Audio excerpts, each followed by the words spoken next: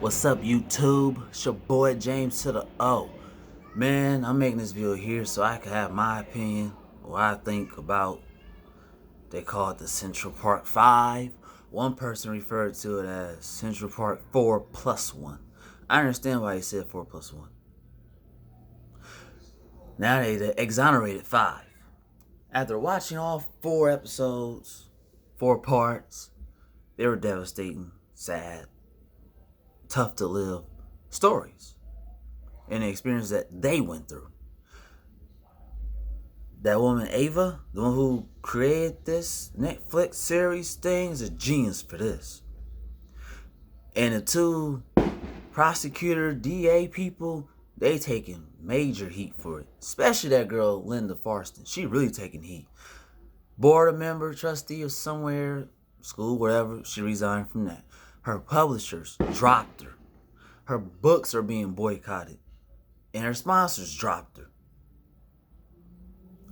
To me, based on everything I know and what I've read and learned about, justice was served on that behalf. And for Elizabeth Lederer, the one who was prosecuting the case in court, she knew them boys had nothing to do with the rape of the jogger. She knew already. It's like, wait a minute. Their confessions don't line up. They're not linked. They don't come together at no point in time. None. And you telling me these boys did this stuff? Which made her believe they probably were coerced and forced to come up with a lie, and it didn't make sense at all. This to me is by far the worst confession to a conviction I have ever heard in my entire life. I don't think nothing comes close to this. The rape happened over here, let's say. They saying they was somewhere parked around here somewhere where they raped her, and that's where her body was found. Now, when the police arrived, they knew the rape happened over here. But your confessions are over here somewhere. It don't line up. They're like, no, they didn't do it. One guy made up some crazy, like, oh, I got on my knee, I felt on her breast, I was fighting her with my fist, and she fought, and she scratched, and But your DNA ain't on the woman, though. And out of the 5, one of them got found guilty of attempted murder. But there's no DNA as of none of the 5. None of them. Like, okay, we got DNA. It's inconclusive. It don't match up. Okay. Their confessions don't make sense. They don't even know each other. Only 2 people knew each other. The other 3 was like, they were all strangers to one another. Yusuf Salam and Corey Wise, they were the 2 ones that knew each other out of the 5. They were just strangers to everybody else, and everybody else was strangers to everybody else. Except for those 2. And then that one scene when the police was trying to do sweeps through Harlem City, pretty much picking up black kids. Yusuf Salam was one of the guys on the list. It's like, we ain't got Corey Wise on this list. He decides to go to the police station anyway to support his friend Yusuf.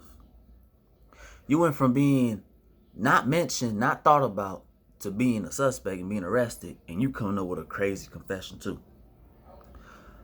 I'm like, wow, I couldn't believe this junk. I went, wait a minute. They made up confessions that make no sense at all.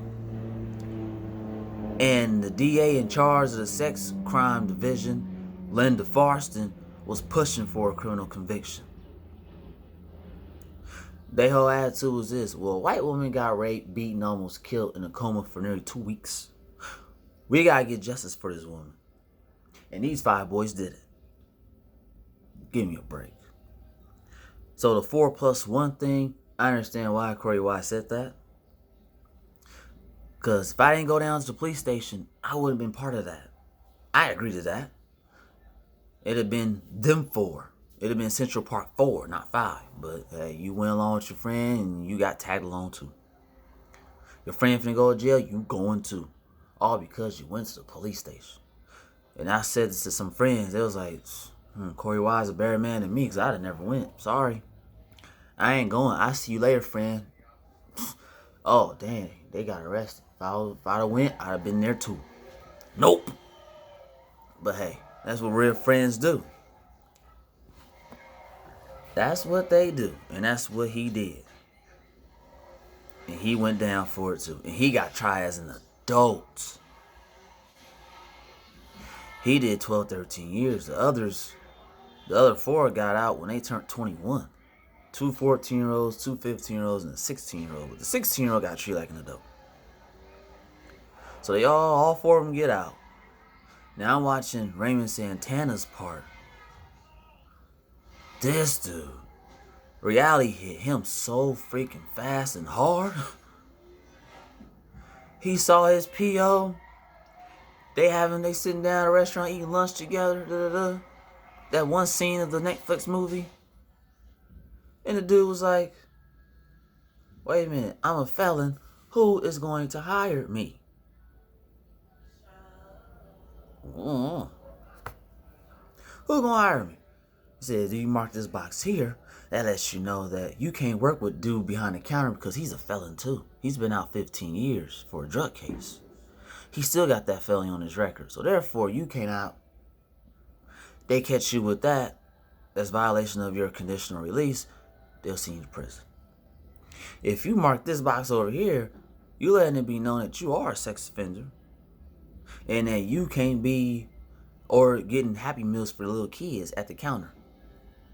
Because you're within close range of a child. And they'll send you up to prison for that too. And that's a felony charge. He was like, who gonna hire me? Anybody who can. And your curfew is from 7 p.m. to 9 in the morning. 9 in the morning? What kind of curfew is that? And Kevin Richardson, he the last of the four to get out. He like, oh, hell no, I gotta register? That registration junk sucked. And Yusuf Salam, the one scene was at the barbershop getting his hair cut, whatever. He said, man, I want to go back to school, be a teacher or something. And the barber dude cut his clippers off. Like, dude, do you understand your criminal conviction? You are a felon. You can't get no license, no nothing. And you are a sex offender, and everybody knows about you. And you have homeboys too. It's a deep story, man.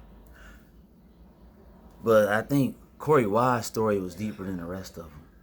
Because the one intriguing part that I learned about that series was he met the actual rapist. He was at Attica State Penitentiary in New York. He fought him there, but he didn't know who he was. Then he transferred to Auburn Correctional Facility, and he ended up transferring too. And Mateus Reyes, the rapist, he was like, well, you still claiming you innocent? You still in here for this? What? Okay. Alright, you know what? He's a cool dude. He don't deserve to be in here because of what I did. So he manned up, was like, you know what? I'm going to tell these people the truth, the whole truth. His confessions matched up. Simply because everything he said, details, specific steps, it all matched. They drew his blood from his arm, ran his DNA blood through the scene, through the victim, wherever that they collected, it matched. And there was no other perpetrator. Nope. No one else helped you. Nope. I did this by myself. And he started talking about other cases that went unsolved. And he solved that for them. And they was like, dang, he did all this crap. And I think he got like 35 to life sentence, maybe. But he trying to be religious to turn his life around. I guess that's part of the reason why he did it. Last thing I'm going to say, I'm going to let this video go. Look, let's say he did not come forward and make those confessions. I still believe that they still would have got exonerated. Here's why. They was going to learn, State Supreme Court, U.S. Supreme Court, the higher-ups, somebody was going to learn at some point. 1, your confessions were coerced. 2, your confessions don't make sense. 3, it don't line up to any of the information stuff that the police have. 4, when you did confess to a rape, none of your DNA's matched. And the location of where you say you raped the girl doesn't match either. So they would have known at some point, sooner or later, it was going to get an exoneration, I believe, with or without dude's confessions. Dude's confessions just made life a whole lot easier, quicker, and better. Because they got vacated in 2002. They caught that case in 89. So you're talking about 12, 13 years later.